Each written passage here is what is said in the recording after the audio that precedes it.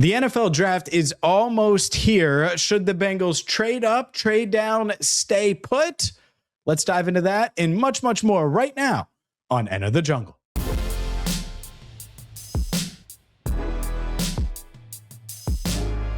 Hi again, everyone, and welcome in to Enter the Jungle. He's Andrew Fox Miller. I'm James Rapien, and we are with you every single Tuesday on the YouTube channel Cincinnati Bengals Talk all offseason long. Make sure you check us out on CBT, wherever you get your podcast, and of course, right here on YouTube as we're approaching nearly 65,000 subscribers, Andrew. We're brought to you by FanDuel. And let's start, well, of course, with the NFL draft. Draft month is here, Andrew. Draft month is here. Just when you hear me say draft month is here, what goes through your mind? Draft week is almost here. Yeah, baby. Month. I feel like the month is almost in the past. We're almost at the week, man. What goes through my mind? I need it to be at the end of April. I actually have a beef here. It should be like, so this show is airing initially, and you may be watching it later, but on Tuesday night, right? So the draft should be 2 weeks from tonight. Like it should start like April 30th. This April 23rd, 24th, 25th, nonsense, to be quite honest with you. It's just too early. We need to push it a week. In the NFL, it's the opposite. You know, they're adding and they're adding and they're adding. Pretty soon, the draft will be 2 weeks after the Super Bowl, and the combine's going to be during the Super Bowl, and it'll all be rolled into one. And I'm exaggerating a little, but yeah, I would give me one more week. It feels like we're a week short, and I don't like it. Yeah, I hear you on that. I'm kind of done with the Thursday thing, to be honest. Like, can we just go back to, can we have the weekend, the draft? Does that mess with your whole plan and how you operate as a member of the media? I don't know. Well, it would be multiple days. They're smart, right? Like the first round kills it. So you just start it Friday instead of Friday night, Friday, round Saturday, one, and then Sunday. All day Saturday, Sunday, something like that. Oh no. Really? No way. That's way worse for you, especially. Okay. Of all the people, like think about your Saturdays. You're usually juggling family stuff and all of those things. Imagine 2 days of that. Yeah. I to me, you could sell me on the idea of Friday night round one, the rest of it round 2 through 7 on Saturday. I'm fine. Okay. Yeah. But I think I like how it is from a overall coverage standpoint, content standpoint. Like we always come away from the draft and we're like, how are we going to fit all of this in a time-worthy manner? And by the way, this is a good reminder that we hear from the draft picks, phone calls from the draft picks. I haven't plugged this yet, that I'll have recorded that we will put on our audio only feed. So just check us out again, wherever you get your podcast, just type in Cincinnati Bengals Talk, hit that follow button. So you get all of those interviews. And let's dive in because the Bengals have the 10th pick. There are some that think they should trade up and get Arvell Reese and David Bailey. There are some that say trade down and get one of the corners or get one of the safeties or not name Caleb Downs or get insert whatever pass rusher. Others think stay put. What would you do? I can understand the argument that this year's draft is a situation where the Bengals have too many needs. They don't have a 5th round pick, so they should maximize value by trading down for more picks, especially if you gain an extra day 2 pick by trading back in the first. I've considered that opinion and I understand it, but we all talk about the window that this team is in the midst of, right? Like we wanted more from free agency, not just because that's what every fan wants from any team, but we have a quarterback in Joe Burrow that he's proven that this team can reach the Super Bowl. We have 2 wide receivers that this team has invested in. They've also, by the way, they've been instrumental, of course, in reaching the Super Bowl as well. So again, the O-line presumably figured out as of now. The list goes on. If you're in a legitimate championship caliber window, and the Bengals are, then you should be adding difference makers to this team. I have no doubt that there are plenty of difference makers on day 2 and day 3. I have much better odds of ensuring a difference maker in the first 10 picks of the NFL draft. So if you believe this team can be a contender year in and year out, why not bet on the idea that this is the last opportunity the Bengals have to draft in the first 10 picks during this window. You know what I'm saying? Like I'd embrace that and not look back. It's different when you're trading back for a proven talent like Dexter Lawrence or Max Crosby or whatever. Trading back in the first round feels like overthinking things. You're in a position to gain a top 10 player or specifically, the top 6 or 7 ranked defensive players, if you want to go that route, who will very possibly fall to you. I'd take that. Yeah, I agree with you. And I think that's what's so interesting about the 10th pick is the nightmare scenarios for most Bengals fans, because a lot of Bengals fans focused on defense, and we totally understand why. I totally understand why. And it's like, oh, well, what if Downs in Bain and Bailey and Reese and Styles and this guy and that guy? And I'm like, well, it's not going to just be all defense. Right. Like some offensive linemen are going to go. Carnell Tate will be interesting for one of these teams. There will be at least one quarterback that goes. Who knows? Maybe there's more than one. Jeremiyah Love, say what you want. If he's there at 10, he's probably BPA. If not, he probably goes ahead of you. Like odds are one of these guys is going to be there. Rueben Bain, Caleb Downs, etc. And so for me, this feels like a stay put. I like being aggressive, but I like being aggressive when it's time to be aggressive. And sometimes it's okay to stand pat. And I do agree with you. This idea that trading down makes sense. And a lot of people have this. I usually feel that way, by the way. I'm usually in that boat. That's so no I doubt. empathize. I understand. Because you get more resources. Yeah. Right. If you're telling me you can get an extra 4th round pick and move from 41 to 51, well, that's probably pretty appealing. Moving down from 10 to 17, that's risky because it feels like there's a cliff. And the Bengals are right at the edge of that cliff at pick 10. And it's part of why I think they should be all in on the idea of Jeremiyah Love, because then you're guaranteed Love, Downs, Styles, one of the corners, right?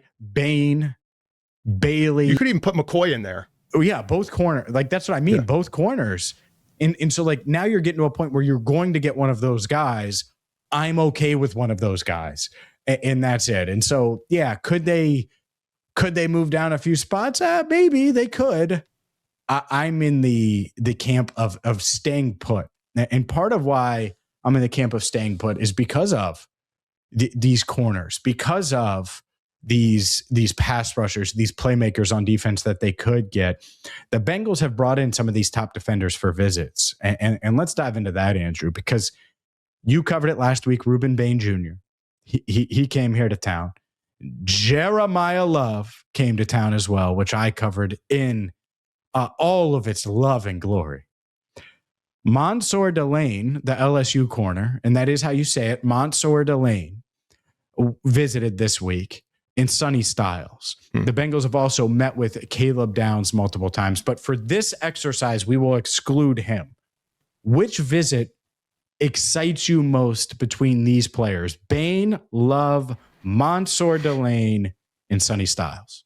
I don't know if excited is the word when we talk about top 30 visits, let's say for me at least. I think I'm most intrigued though by the whole idea of Jeremiyah Love visiting the team because we know that linebacker, DB, edge, they're all needs. We know that the top prospects on defense should be visiting with the Bengals. Like we know that. But Jeremiyah Love might be due diligence on their part as a visit, but I think it's interesting that they're at least confirming real interest. They showed up for his pro day at Notre Dame. Having him in for a pre-draft visit further, to me, confirmed that they're taking this seriously as a possibility. Obviously unlikely, but it's a possibility. If they don't draft defense in the first round, in the unlikely event that Love falls to them, or maybe they're simply just working really hard to talk themselves out of it, James. Who can say? Well, I don't think you're crazy in a sense that Jeremiyah Love is, and I've talked to no one in the building about Jeremiyah Love, almost on purpose. Like literally almost on purpose. They probably avoid you if they've ever heard you talk about him. Well, they should, because they'd be like, yes, we agree. He's going to be really high on their board. And part of why I've been over the top with it, part of why is because I need someone to, like the fans that don't understand, I need them to understand. And I think it's my job to convey that. Like this idea that there's no chance that they take Jeremiyah Love because of the defense is the dumbest thing I've ever heard. I know he's going to be high on their board. And I know he's going to be high on their board because he's one of the best players in the draft. It makes me feel even better, to be honest with you. Usually you and I have our disagreements, I would say, how you've been with this, because you see it from last week's show and what you said last week, which really caught me by surprise, to what you just said now about how intrigued you are when it's Jeremiyah Love, Rueben Bain, Mansour Delane, and Sonny Styles all visiting. And this idea that Love would be this awful pick, it's sort of the opposite. It would be the best. Like, if you consider him a consolation prize, like if that's how you would view it, not you personally, but everybody watching, if you would view Jeremiyah Love as a consolation prize, it is the GOAT of consolation prizes. It's the Michael Jordan of consolation prizes, and you're going to see it when he's a rookie. It's because the Bengals would be an amazing fit for him, because he would instantly transform their offense from what it's been, a really good unit, to something that we've never seen probably in Bengals history. And so when you say it like that and you look at it that way, it's really easy to see why it would make sense. That being said, I'm excited that they brought in Rueben Bain Jr. and that they're showing interest in him, because I was wondering about the arm length. You had the incident that came out, and we covered that in a video on Tuesday. Make sure you check it out on the YouTube channel, Cincinnati Bengals Talk. But when you have those questions and you look at the Bengals and their track record, Myles Murphy, think he's a good player, didn't get there till year 3. Shamar Stewart got a sack at the end of the year, but we didn't really notice him. Opposing quarterbacks didn't really feel him. Obviously, he dealt with an injury. I get that, multiple injuries, powered through them. I understand, but it was still an underwhelming rookie year. Their track record at drafting edge hasn't been good. Like, exclude Sam Hubbard. Who else you talking about over the past decade? Doesn't feel great. And so the fact that they're showing interest in a guy that maybe they wouldn't have been interested in because of his measurables 8 years ago, 5 years ago, that does get me excited a bit, because I do think there's a chance he falls to number 10. I understand that. When we talk about what visits excite you the most, I don't even think so much about Jeremiyah Love, the player, although there is that, sure. Oh, yeah. But just looking at it, even just looking at it in a word that you hate this time of year, James, but positionally, it tells me that nothing is off the table. You know what I mean? Like a position that they're not hurting at, but that tells me they're taking the right approach. And that, look, if we're going to really go BPA, that's a sign to me that they subscribe to that. And I think we've seen enough evidence that for the most part they do.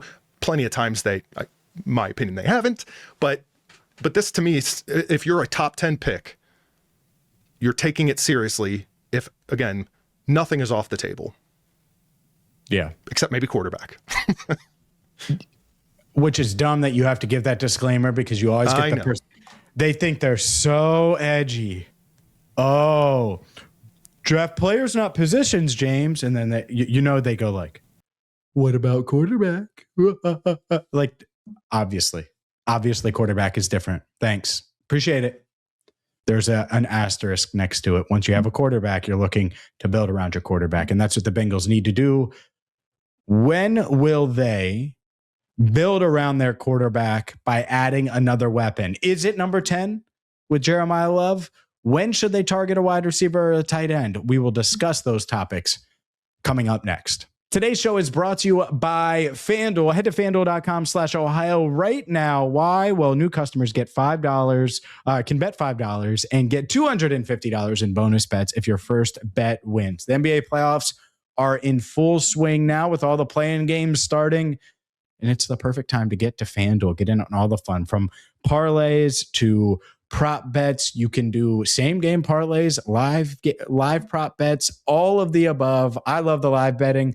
I love wagering on the NBA. You will too with FanDuel. Again, go to FanDuel.com/Ohio to get started.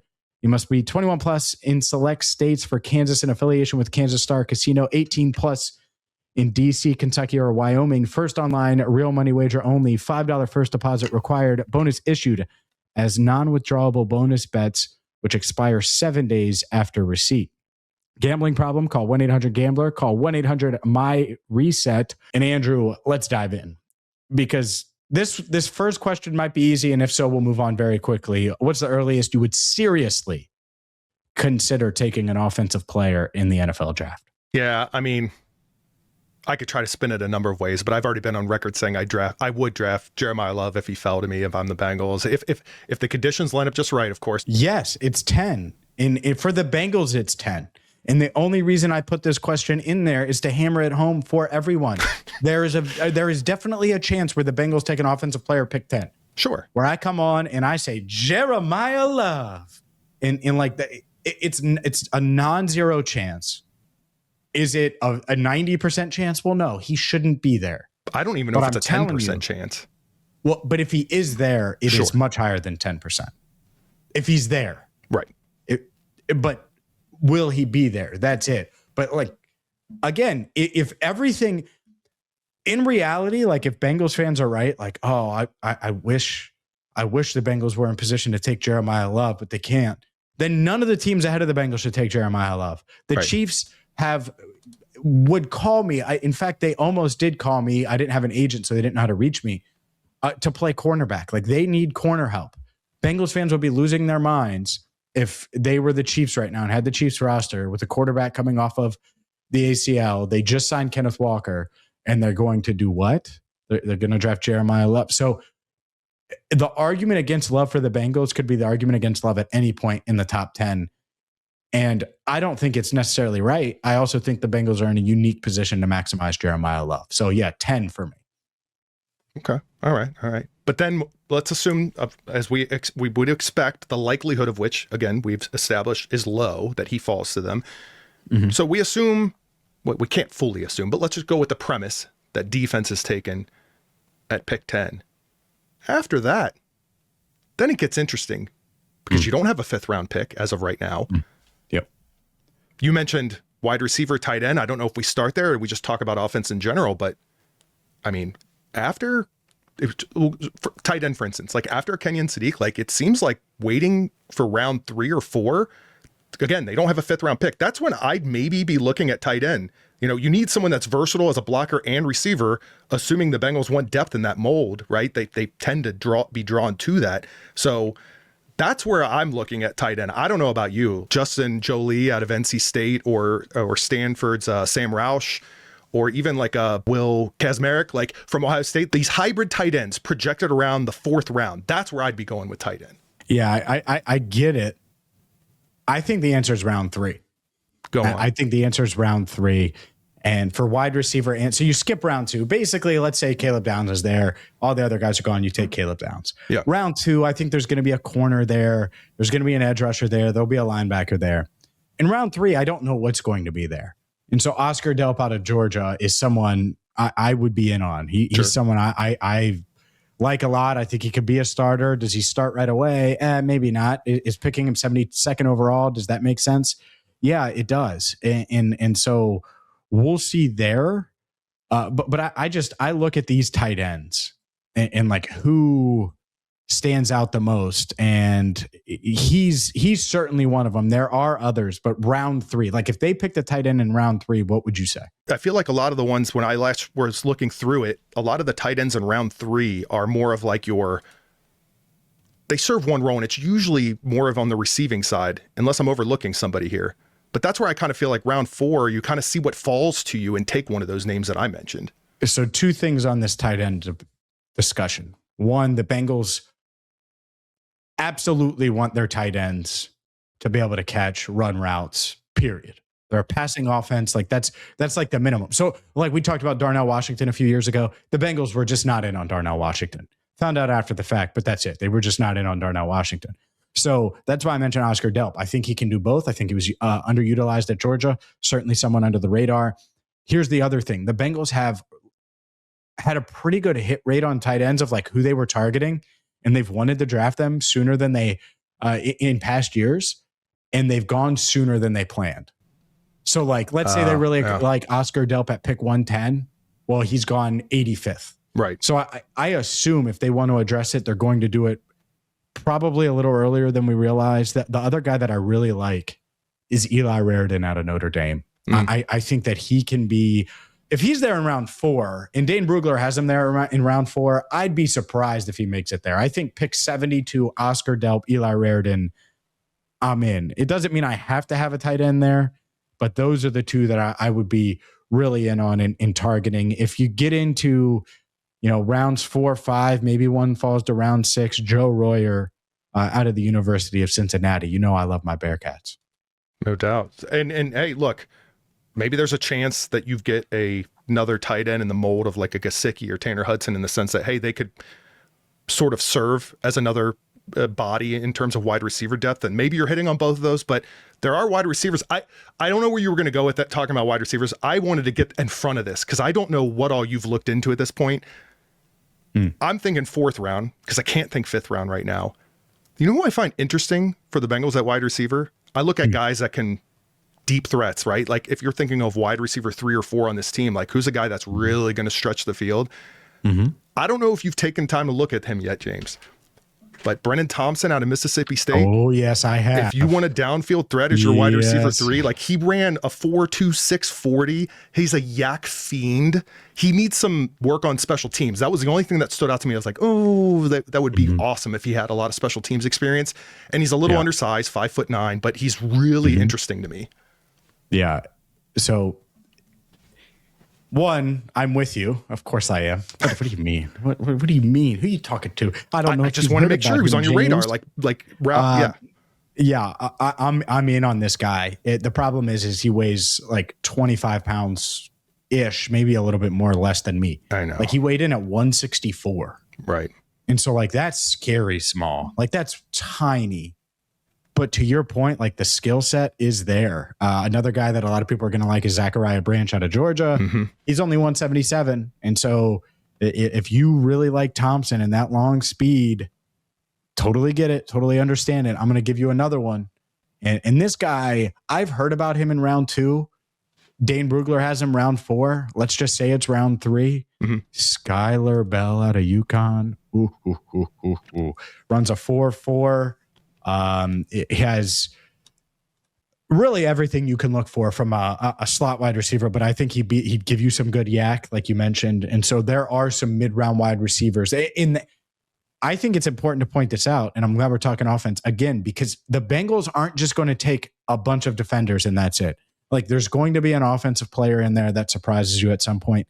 And if that doesn't happen, then it's because the draft went a certain way, not because the Bengals are only focused on defense. They know they have to add on offense at least some, regardless of what they say, regardless of what the coaches say pre-draft. I promise you, the Bengals are paying attention on offense and looking to add to those rooms, the running back, wide receiver, tight end, add talent where talent is. And I think that this wide receiver room and this tight end room, they could both get a boost on day 3 of the draft for sure. Yeah, and assuming nothing changes with the picks that we expect this team to have heading into the draft, it's interesting because you've got, 4 picks? There's some urgency. I mean, we just talked about tight end, wide receiver, and you name the whole gamut of defensive players or positions. Swing tackle, offensive line. I mean, we could go on and on. So I guess if you asked me a few months ago and I was thinking about it, I'd be like, okay, yeah, that's a little rough. They don't have the 5th round pick, but this is before free agency. And now we're in a position where I'm thinking about what they need to do in the first 4 rounds of this draft.